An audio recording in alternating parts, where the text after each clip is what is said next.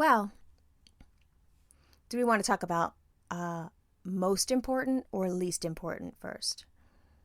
Ooh. Let's start with least important and work our way up. How are we living in a parallel universe where we are so busy that our households have run out of toilet paper? Have you ever run out of toilet paper? Honestly. Never. Never. Do you know what I had to do? I had to crack into the stash of flushable wipes that we purchased in 2020 when nobody had toilet paper, and I was buying the Kirkland plus size packs of them just in case we couldn't get toilet paper. I had to crack into those, but then because my house is old, I'm afraid to flush them. 100%. So I was giving the children Target bags and the flushable wipes for a good day. And then I asked Chris, can you please bring home some toilet paper? And it sounds like exactly at your house the same conversation happened. And what did these men bring home?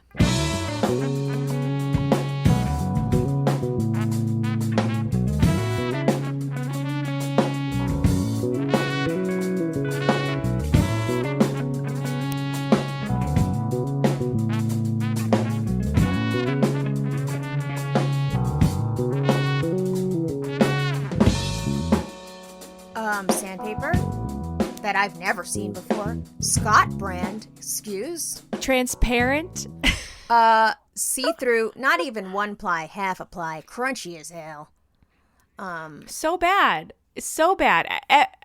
It truck stop toilet paper. I think my children called it school toilet paper. I said truck stop toilet paper. Shalom called it school toilet paper too. So definitely we're living in a simulation. Well, the thing was he could have gotten the Kirkland toilet paper, right? Yeah. But he's like, I got scared because you're such a weird, loyal toilet paper person. I thought you were going to go, why would you get the Costco brand? But I was like, oh my God, do you not know me? I love Costco brand everything. Kirkland, yeah. I fucks with Kirkland. Kirkland is my shit. Yeah. They understand me. I'll wear Kirkland clothes. I don't give a damn. Yeah. So he misfired there. He bought the Scott, which come individually wrapped, like individually wrapped, exactly like they should be in a truck driver's cab. Exactly like that. You have a Costco size package of the shitty toilet paper? And that's what I'm really upset about. Let's be honest. Oh. When are we ever going to get through all that? See, I only got the 4-pack that you can pick up at Kroger. So luckily mine is already gone. No. I have 216 rolls of shitty truck stop toilet paper. No. And so then I was like, we have to stop everything. I had a whole long day. I was exhausted, but I was like, I can't even go one bathroom visit with that toilet paper, and I won't. So we had to go to my Asian supermarket, get my Hello Kitty toilet paper, and the kids were like, oh yeah, I want some too. And I was like, the thing is though, girls, y'all gonna get through this toilet paper. This truck stop toilet paper is for you. So get used to it. It's one false move and you've slipped a finger through that toilet paper into a hole because it is so thin. And now you got to take a whole new shower, which you should be doing anyway. But it's what brought us to this place, though? What brought us to this place? I have never run a household where I've run out of toilet paper. That has never happened. It didn't happen during the pandemic. I was prepared. I had a wall of toilet paper in my garage. Like, I could have padded every wall in my house with toilet paper. This could have been a safe house like a motherfucker. Back then, I was prepared. Nobody was going to run out of toilet paper in this house. Yeah. And then, I don't even know. He's just like, we're out of toilet paper. You know what else we ran out of? Please say paper towels. Toothpaste. No, not toothpaste. Girl.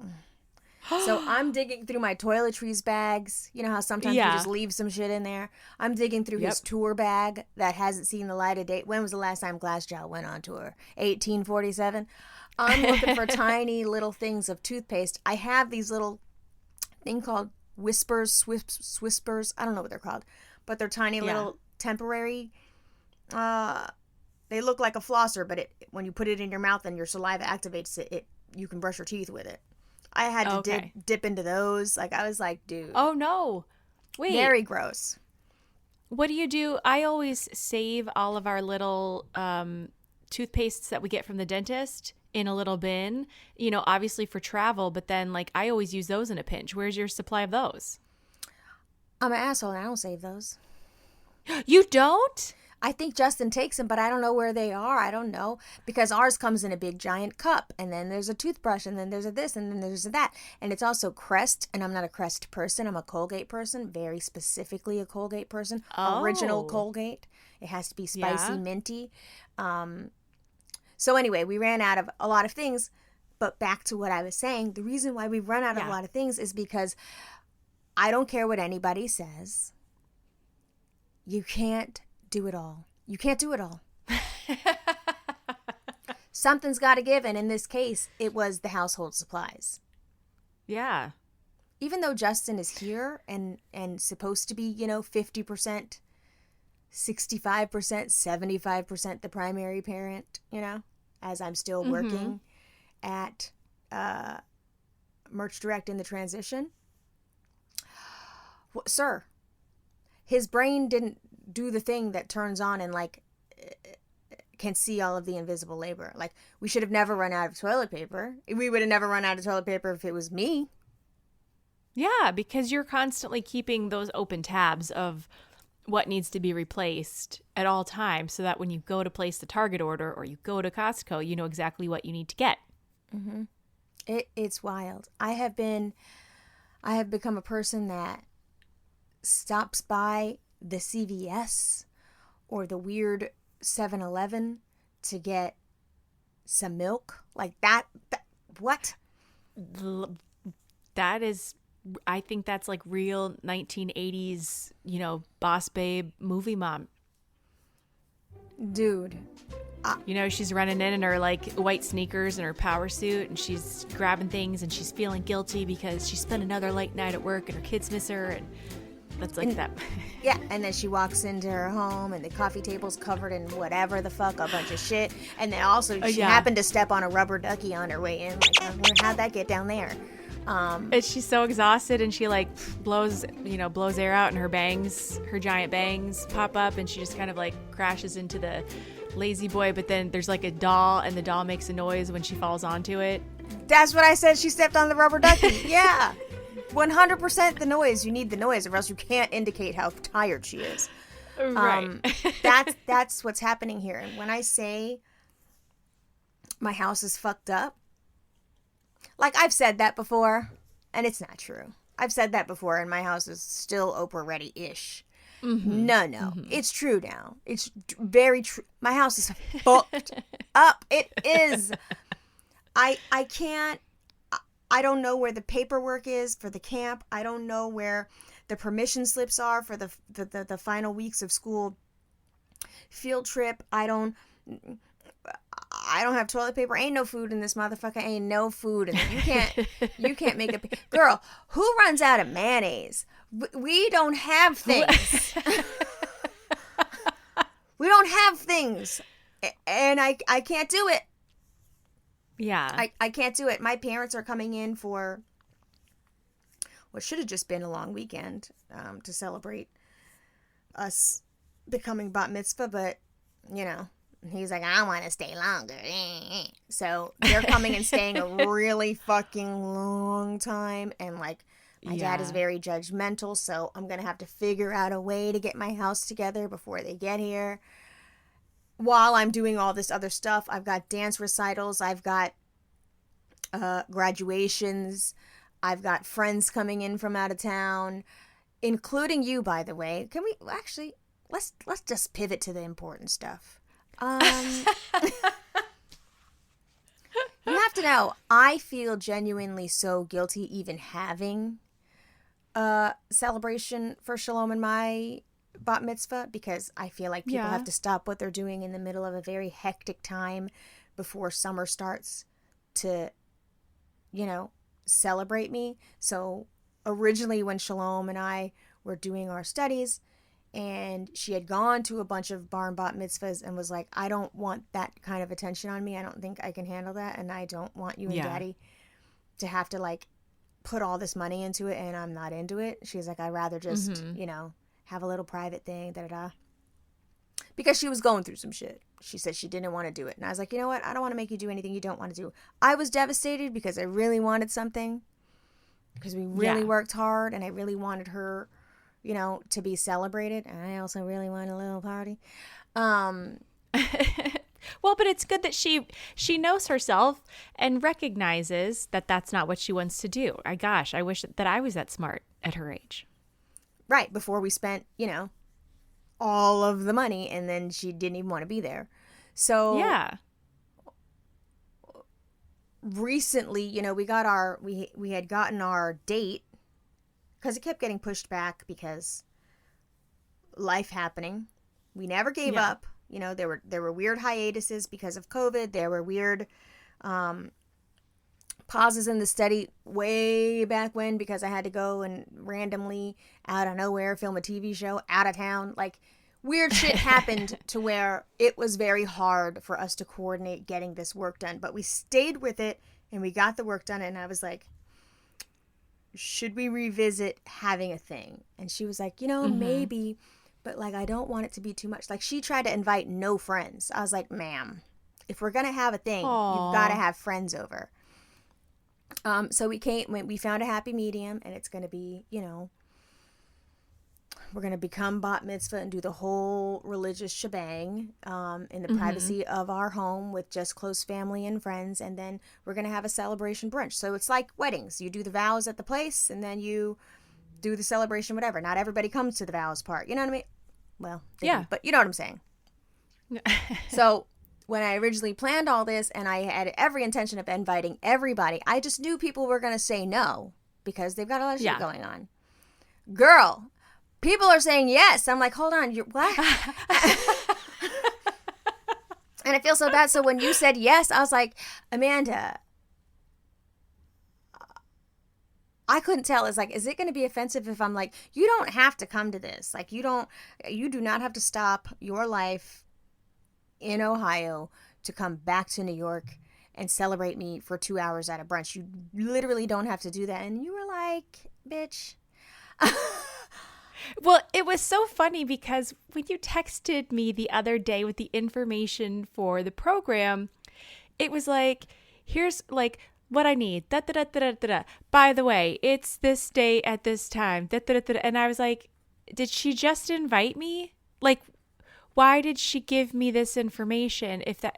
And then I was like, I think I'm invited. Well, the thing was, I just wanted to, the text was like a save the date, even though it's coming right the fuck up. Yeah. But I also just like didn't have any expectation that people were going to come in. So I was having this conversation with Marin, and she was like, Melissa, are you dumb? I was like, what? She goes, people are going to want to celebrate you. She's like, you have to get it through your head that it's not a burden that people want to celebrate you. Yeah. These things have to happen. She's, because I've canceled birthdays. I just don't. I'm like overwhelmed with the every time I get a confirmed yes, I'm like, really? You're going to come? Oh. You like me. Yeah. That's so silly though. Why wouldn't I want to come? I mean, because it's a lot I think to as ask. long as I can. Because it's a lot to ask. It's an important thing. And also selfishly, I have never been to a bat mitzvah before. So I really want to like witness what it's like. This is not going to be anything like a But I have no frame of reference, Melissa. Oh, and this will not be one. It'll just be like that thing that I went to for Melissa. But it is a very important event, and it deserves a day of celebration. So thank you so much for confirming yes to come to my thing. Like, you really don't have to do that. I'm like, oh my God, that's really so fucking generous and kind of you to do. And like, I would not have been tripping if you said, girl, I can't come to that. I would be like, I totally understand. So like, No, I'm excited. And you. it's the first time that I've traveled like really truly by myself in I'm embarrassed how long. So there's a piece of me too that's like very excited to, like I don't do this, and I'm not spontaneous like this, and I think that's the other thing is it feels very spontaneous and I'm very uncomfortable. Oh, you're living on the edge. Yes, and so I'm like, this is good for you. This is good. This will be good growth and good life experience. It's so silly. I'm fucking traveling a direct flight right to Long Island, and then, it's not like I'm traveling to Europe by myself for like 14 days with a backpack. But it is a big deal because moms never get time to themselves. This is like a mini Nope. baby sabbatical, even though you have to do a bunch of stuff. But still, I thank you, because it's crazy. And I started getting messages from other people that I invited that are like, "You're inviting me?" And I was like, Danny's like, "Dude, I'm like so honored you invite me." I'm like, "Danny, are you okay?" "Of course I would." Like, "What are you talking about?" He was like, "I don't know." So like, other people have the thing that I'm experiencing where Danny's sitting up there like, "I got an invitation." I'm like, "Dude, I literally just brought all of my children to Vermont earlier this year to spend time with you. Of course you would be invited to my bat mitzvah. Are you for real right now?" So I think that it's, soak it all in. It's going to be very fun. It's going to, I don't know. I think it'll be great. I'm so proud of you becoming a woman. Is that what it means to be bat mitzvahed? you know what's so funny? You were asking me that, and girl, I've been doing this for years now, and I'm like, I don't know. I mean, I thought It's a rite. I guess it's my a general religious rite of understanding. passage. Well, Yeah, you like go from like being a boy or a girl to being a man or a woman. Yeah. yes, but back in the day, they did, like, Burnett has never become bat mitzvah because they used to not do that for girls. This is kind of a new phenomenon. Really? Yes. For girls Wow, to a have it. patriarchal society where men get all of the good things. But the other part that's really interesting is I converted to Judaism in 2011. So the fact that Yeah.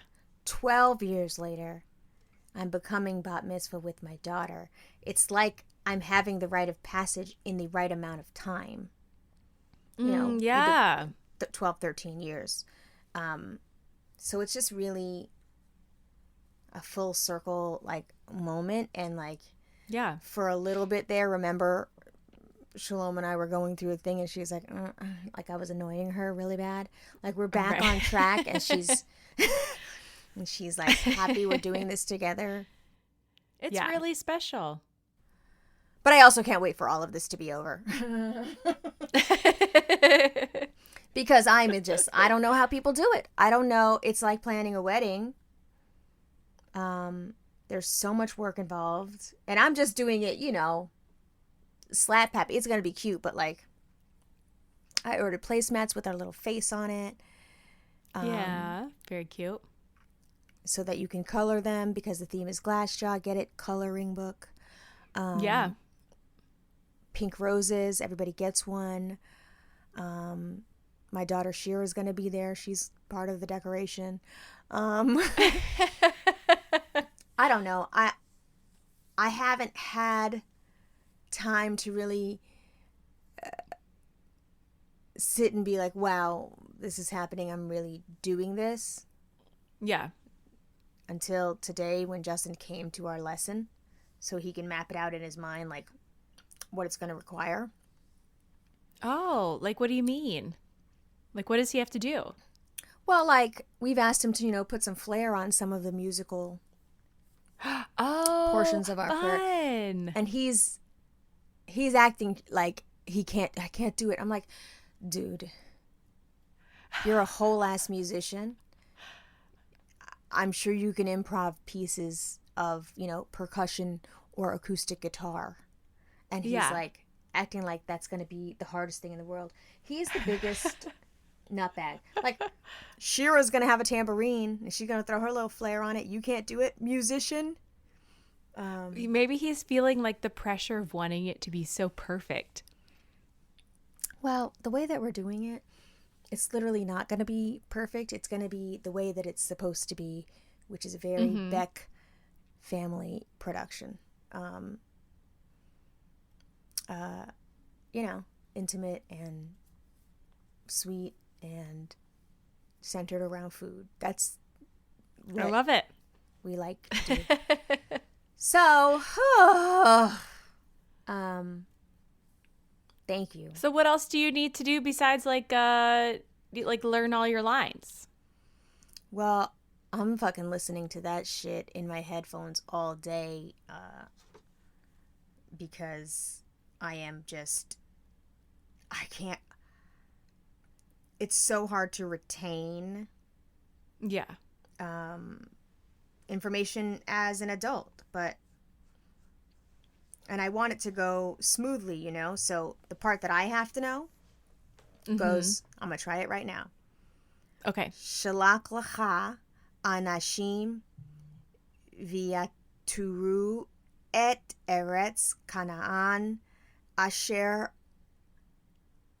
ani noten livnai Yisrael ish echad lamate avotav tishlachu kol nashim vahem. Bitch. Good job. Wow. Okay, but I gotta sing it. See, that's the problem. What would you just say? Girl, what'd I say? Exactly. All I heard was Israel. Yeah. Well, our Torah portion is about it's Joshua 13 too. It actually is about a prostitute, which there's a greater message. So some spies came into Jericho, right?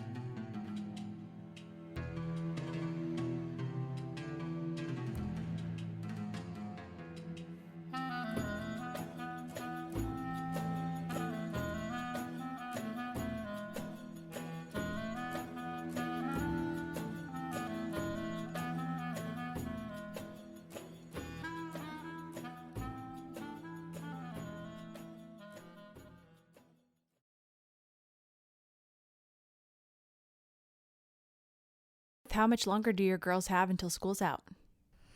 Girl, mine take forever. Shalom graduates the 22nd. Oh, man. I know.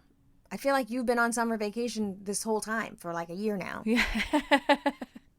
Yeah, we've been on a week, which kind of feels like a year at this point. I had like my Ben Affleck in the blue sweater in the alley holding the Dunkin' cup and the cigarette before we came down here this afternoon because they just are so annoying sometimes. Dude, this is the part. Child-free people. Wowzers. You don't understand. End of school year is like the worst time for a mom. Oh. It's bonkers. We're just in that place where I can't even explain it, but they like turn into wild animals, like unexercised dogs that just start to roughhouse and wrestle and like tease. And it escalates. And I just can't. I thought I was exempt from that because I have girls. I'm not. Yeah. I was laid up with an allergy fucking storm, whatever, from the pollen storm. Supposedly this is the worst allergy season ever in the history of the world. Like, people are dying straight up, Kim. But like, I couldn't do anything with my kids, and I just laid in the bed, stuffed up, listening to them run and scream and fight, and there was nothing I could do about it. And roughhouse, yes, there's nothing I could do about it because I didn't feel good. But I was just like, dude, how the fuck do we accept this level of noise? You know what I'm talking about? It's incredible. Yes, I know exactly what you're talking about. I had headphones in. I was painting Bennett's room this afternoon, and I heard the shrieking coming from the other side of the house. And I stood there, and I you call them each by name, and I separate them into a separate room. They cannot, once that gets to that point, they cannot be together anymore. They need to go elsewhere. And I was about to kick them outside and lock the doors, but thankfully Chris came home and took them to go swimming. Like, they really do need to be exercised like animals. Yes. Like golden retrievers. 100%. Yes. And I'm like, what happened to the beautiful little girls that I had that just wanted to do crafts quietly? What happened there? You guys don't want to do that anymore? What happened? It's the octagon all day. I'm exhausted already, and I haven't even started summer yet. Yeah. Giddy up. 'Cause it's about to be so much fun. Well, like my in-laws are here, and they have a cabana at the beach this year. So I'm trying to figure out how I'm going to finesse, you know. Why don't you just take the girls? That shit. But like, I think they're onto that shit now. It's a lot of work. Okay, here's what you do. You have the children reach out to the grandparents. Shira. You send Shira. She becomes the weapon. She is the one that makes the text message or the phone call.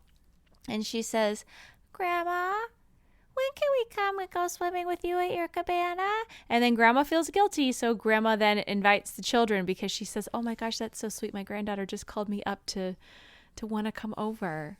I want her to do it for like the week though. Like, you gotta go.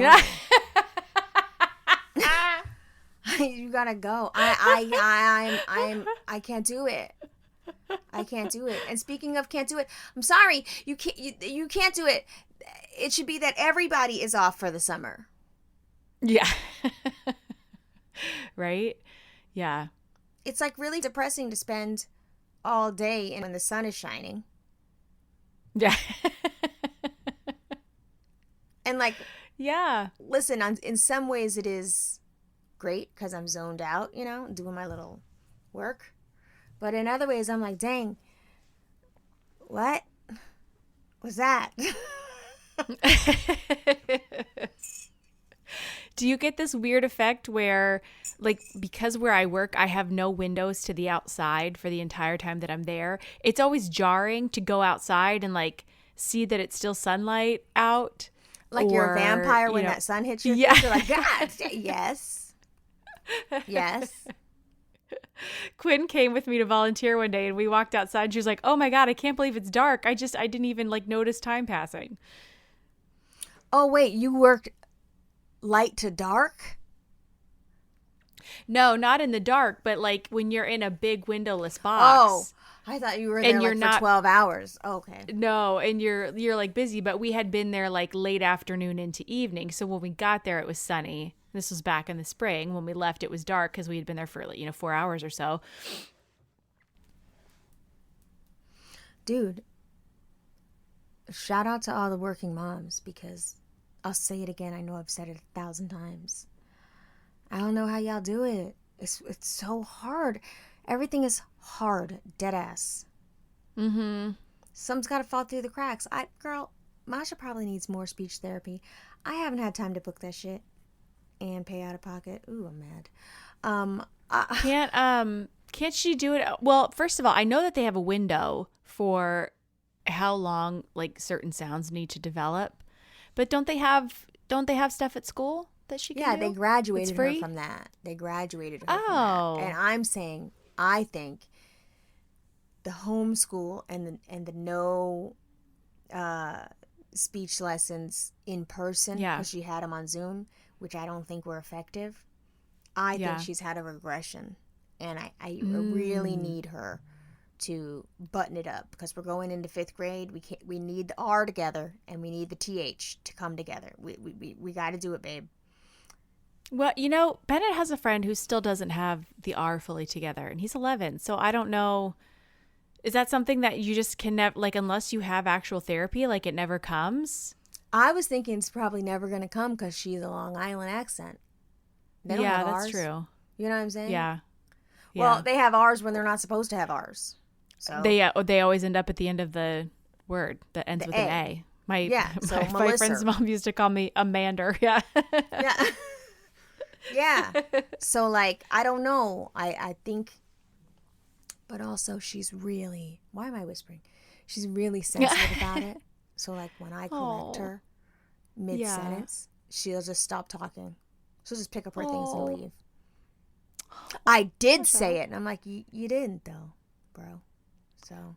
Well, maybe when, you know what, maybe you say something here in this last week and ask them if they would retest her, because Bennett's handwriting, it has been really, really sloppy, and he's still doing things like randomly making a letter backwards or randomly capitalizing or not capitalizing. Yes. He used to be, when he would write his name, it would be B, capital B, little e, capital N, little e, little t. Why did he capitalize both ends? I have no idea. But his 5s would be backwards. Sometimes his S's would be backwards. And I brought something up to his teacher at conferences. I was like, is his handwriting really rough for his age? And he was like, well, yeah, I just, he might just be rushing. And I was like, no, it literally has always been like this. And he does this random capitalization of things that doesn't belong. His punctuation is off. Like some things are backwards. And I was like, why isn't anybody fixing this? Mm-hmm. So they started giving him like handwriting exercises, but I had to be the one to bring it up, even though he was like, yeah, you're right. I guess it is a little crazy. I mean, I should bring it up. Okay. Say something at school and just say, hey, I'm concerned, and the same things that you just said. I think with COVID and, graduating out of the program, I think she's kind of backslid. Like, can you make a recommendation? Maybe there's something you can do, quick and dirty for summer, and then have school pick up when it starts in the fall.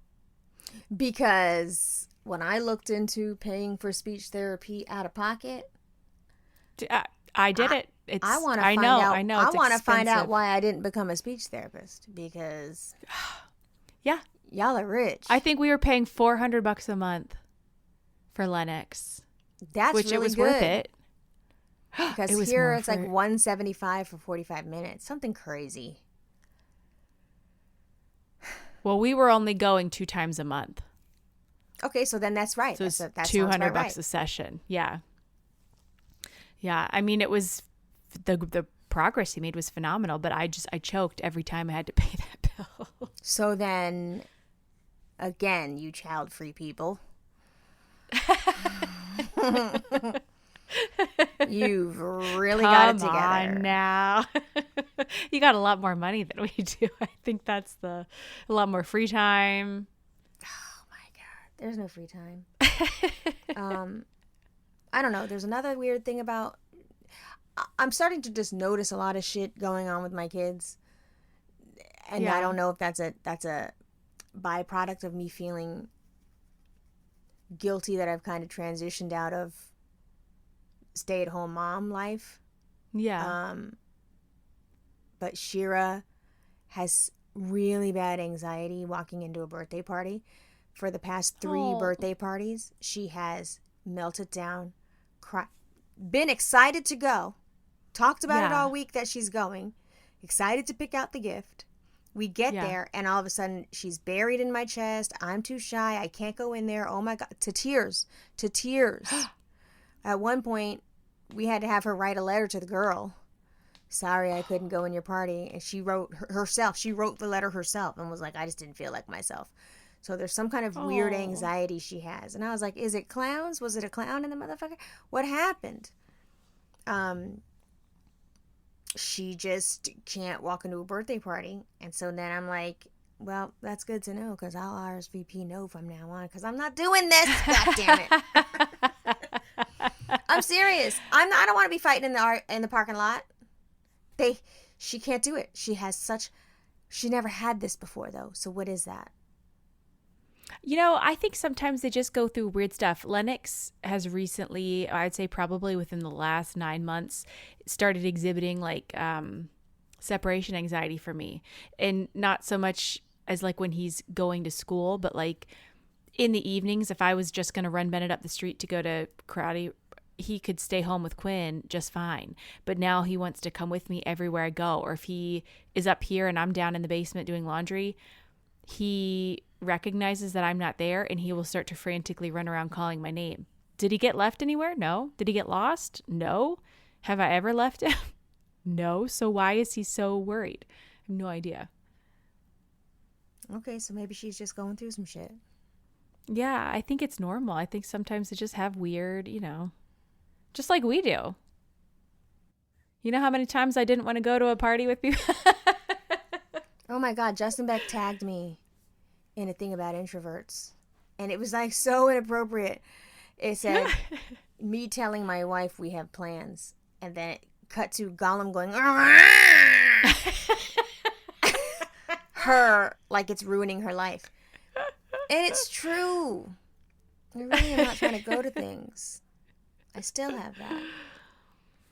Chris was saying something the other day about, COVID, and I think he was saying something along the lines of like, I kind of miss the days where we had nowhere to be and we were just kind of like all here snuggled up in the house. And I was like, to be honest, I kind of really still wish I really like that time. I wouldn't be sad being, forced in my house all the time with all my family.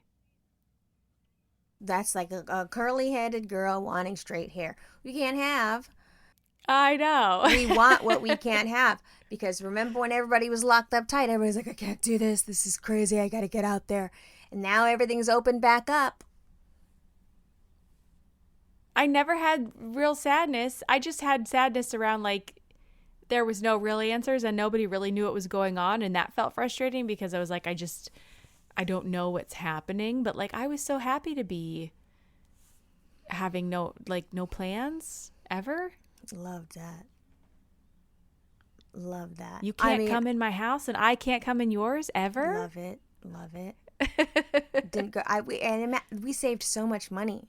There was no eating out. None of that. I mean, we were really in here. I was in here 2 motherfucking years like a crazy person. Yeah. And then do you remember feeling like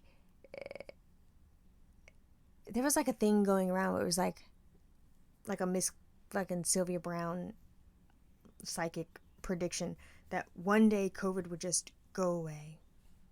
Yeah. And I was like, yeah, that's not going to be true. But it obviously, it's not true, but it's kind of true. Yeah, I mean, I think that was really around the election cycle. And they were like, yeah, it's just going to disappear when the election comes around, which it didn't.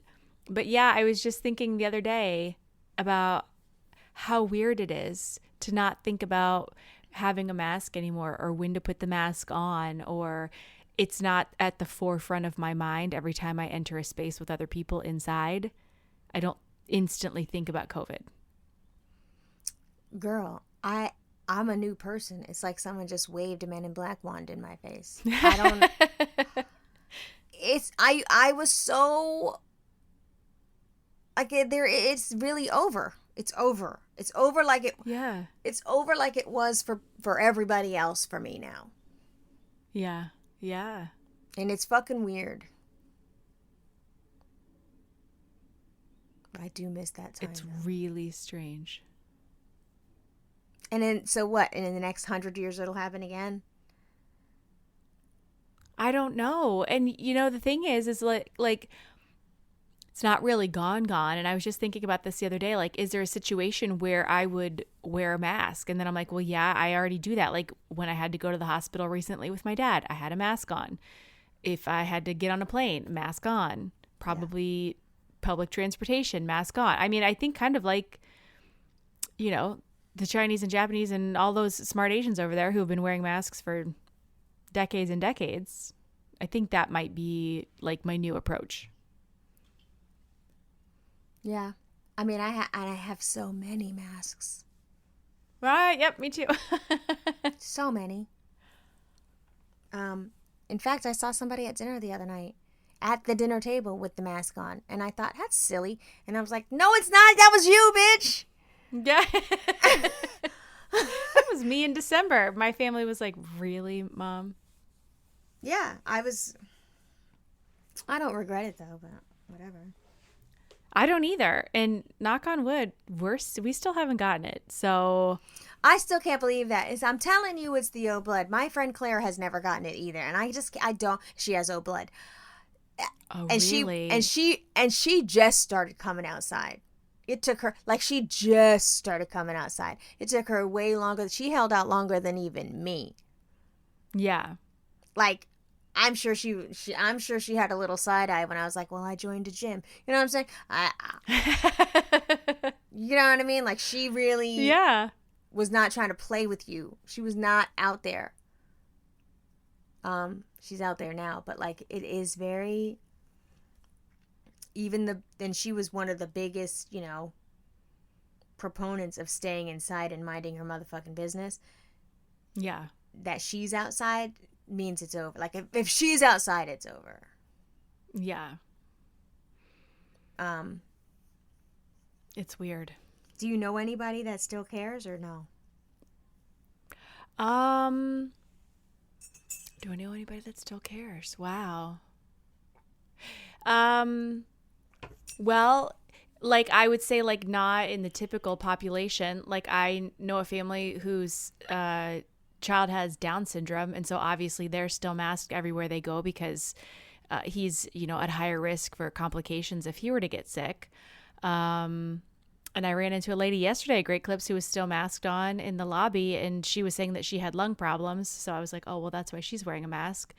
But, other than that, just like, young, otherwise healthy people like us, no, I don't think I know anybody still masking. Do you? No. And remember, my kids only took the mask off in late February, and even that was like crazy late. Yeah, no, Bennett was still wearing it. I think I was convincing him about the same time that, like, it's okay.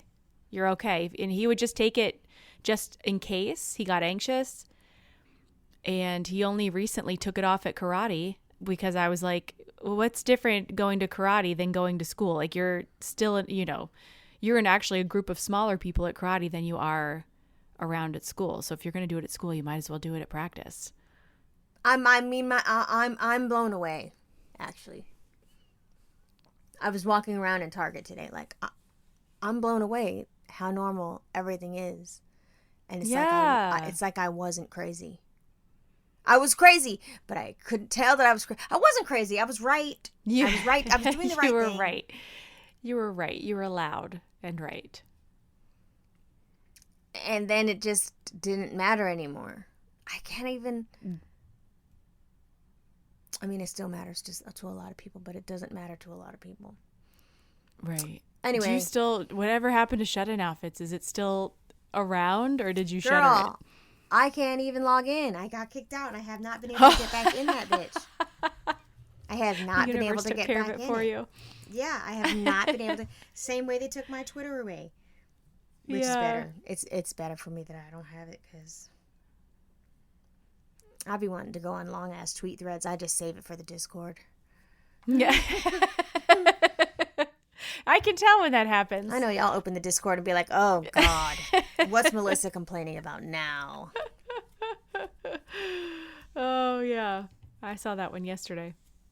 Well, the lady was wrong. You weren't wrong. I didn't disagree. I know when I'm in there posting a lot, and it's like a storm of posts, and then you get your little thing, and it's like 101 new messages, and it's just me ranting about something, and then everybody's quiet for 3 days. I'm like, damn, sorry, y'all, sorry. Just came in and killed the vibes. Yeah, oh my God, I am a vibe killer in the Discord sometimes. I'll be like, and then I want to say one last thing, I'm sorry.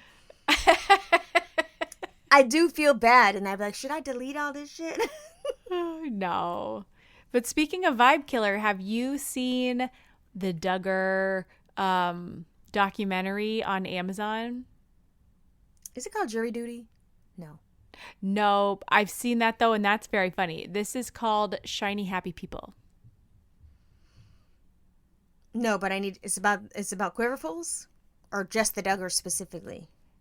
Yeah, well, specifically IBLP, which is the Quiverful movement. But they talk about Bill Gothard, who is the head of the IBLP, and then the Duggars obviously play into it because they're one of the more prominent families. And so it goes into like there's like an interview segment with like their daughter Jill, and then cousin Amy and her husband are interviewed, and then everybody else is like basically a victim of the IBLP, and they each have kind of like different stories, experiences with the church. But it's crazy. I've just binge watched it over the last 2 days. Oh, wait, how many episodes? I think there's only 4. I wish there were that. more. I could. This kind of stuff is so fascinating to me. And when you say like victim, like what? They're like raping everybody? Hide your kids, hide your wife, and hide your husband because they raping everybody out here. Yeah, I mean, well, essentially, you know, this right-wing Christianity is very much about women being submissive to their husbands, and you know, corporal punishment being a way that you can, you know, yeah, like discipline and like keep your children in line, but this also applies to your wife. So there's very much this like women are always temptation traps, and so women are always responsible if, you know, men are attracted to them, but they must remain virgins, and they must remain pure, and they must remain, you know, very, very much like, you know, like fundamentalist Mormons, which I think that a lot of fundy religions tend to have, is that strong center male figure, and then, you know, his submissive partner, and then all of their obedient children. How? So like, yeah, people were raped, people were, you know, tortured, like what do I want to say?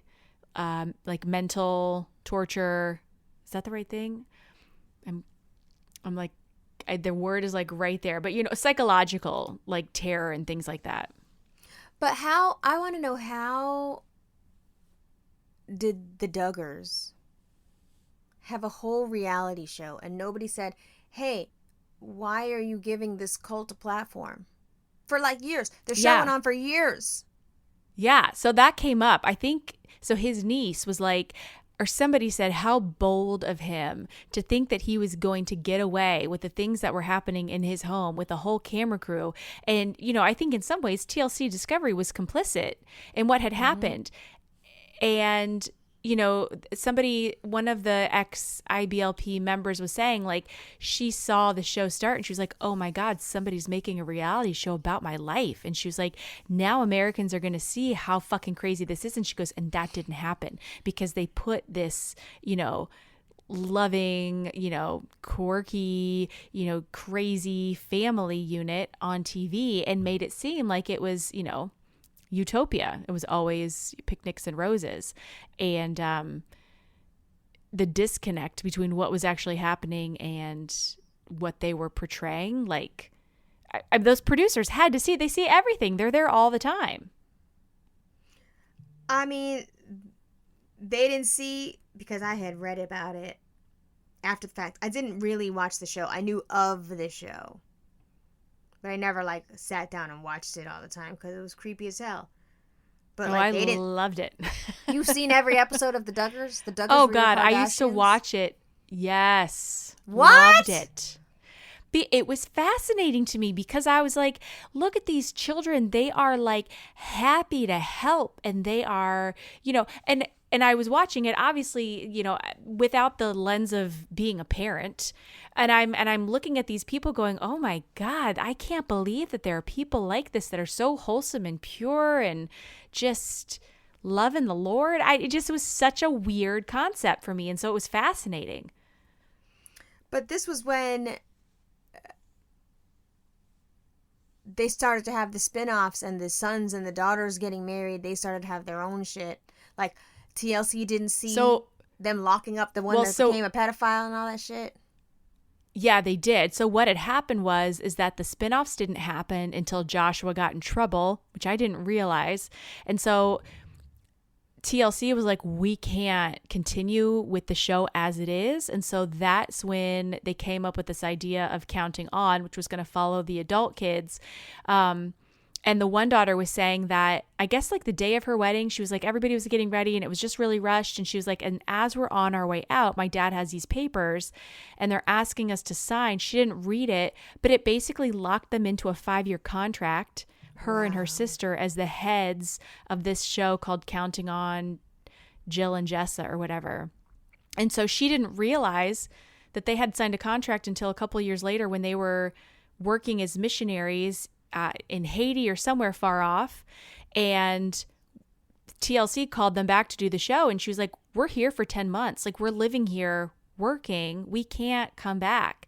And they're like, you have to. You're contracted to come back. Do you want to know how much money those girls made? How much money? $0. What? Yes. What $0. in the Buna She's like, Murray? I have never. What? So when they went back and they were like asking to film the birth of her first child, she was like, we don't want you there. We'll take footage and we'll supply it to you, but you're not allowed to be there when I give birth. And so afterwards, they went back to TLC and they were like, we'd like to be paid, at least cover the costs of like prenatal care and our hospital stay. And they were like, we already paid your dad. Take it up with him. Yeah, $0 she's gotten. For their whole life being filmed? Whole life. She was like 7.5 years of my life that I was working, and we got nothing. And then I guess when they were refusing to come back and do the show, Jim Bob was like, what's it going to take to get you back? And her husband was like, you can pay us. And he was like, well, what's it worth to you? And he was like, what's it worth to you? Like, you have no show unless we come back here and do this. And he offered to pay them $10 an hour. What? For their time. Yes. Yes. Okay, You got to watch it. It's crazy. Did they go into what that greed, scarcity mindset is? Like, why that scamming ass, rude ass, inappropriate money dynamic is, and why is it so entrenched? Like, sir. So he just took the millions of dollars that he made and didn't distribute it among his family members who made the show? Yep. Yeah. So how are these people? So how was she? crazy. What job did she have to live her life regular when she wasn't filming? She was on food stamps. She was talking about. So I think her husband now has like an actual job, and I think that now they probably monetize as influencers for different things. But she was saying how fucking poor they were while they're filming the show. And well, that sounds familiar. Yeah.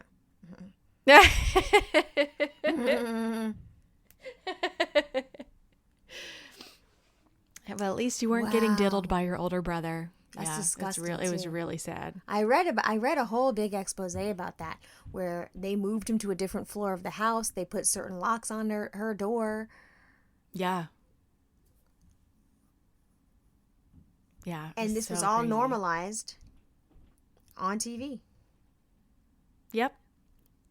For years and years and years and years. I think it said at one point he made $85 million in a year. Jim Bob did? Yes. And the children got nothing? Nothing. Secondhand clothes. I always remember them going to secondhand stores and talking about how expensive it was, to have such a large family. And hold on a second. I'm Googling it right now. Where's Jim Bob now? Is he in jail? No, he's not in jail. I wonder if he's, well, at the end of it, they did say that he and Michelle, so Bill Gothard had been pushed out of the IBLP. And so they were saying that Jim Bob and Michelle were the ones that basically had taken over in his stead. So I don't know if they're getting paid through the church funds. I'm sure that they're monetizing through their books and, whatever other, bullshit that they're selling. And obviously, if there's anything still running on TLC, wouldn't they get like residuals? Or is that not a lot of money?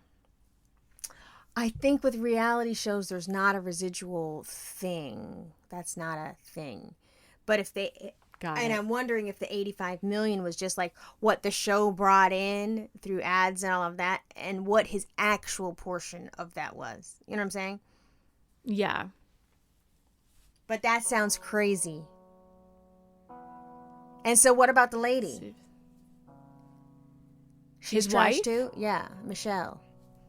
Yeah, I mean, she's I think just as brainwashed as the rest of them. Wow. Imperfect stranger friends, hi. Thanks for listening to this episode of Imperfect Strangers podcast, and thank you for tuning in every week. Thank you for joining us on Monday Night Lives and interacting with us on social media. We love getting to meet all of our new Imperfect Stranger friends as we go along through this podcast. And if you're new here, welcome. Thanks for being here. And if you've been here since May 22nd, 2020, holy shit. Thank you. That's a long ass time. You can find us on Instagram at imperfectstrangers_podcast, on Twitter at imperfstrangers, and on TikTok at imperfectstrangerspodcast. If you've sent us a DM recently on TikTok, I am the one that is running that, and I still don't understand how that shit works. So if I haven't gotten back to you, please bear with me as I am trying to figure out how these messages and things work. It's a little overwhelming. So when in doubt, find us on Instagram, because that is what we feel most comfortable with, because we are 75 years old. And a huge, huge, huge, huge thank you to our Patreon supporters. For those of you who are patrons currently or who have been patrons in the past, really, truly, you guys keep the lights on over here at Imperfect Strangers Podcast. You help us to pay the bills that we have in order to keep this thing up and running. And for that, we thank you a million times. If you haven't yet checked out Patreon and that sounds like something that you would be interested in, you can find us over on patreon.com/imperfect strangers.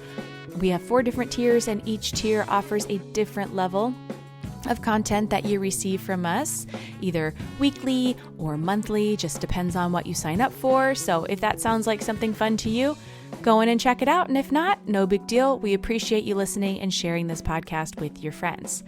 So with that, thank you to everyone near and far, and let's send a hearty hug, good vibes, as Melissa and Shalom become daughters of the mitzvah this week. All right, thanks. We'll see you soon. Bye.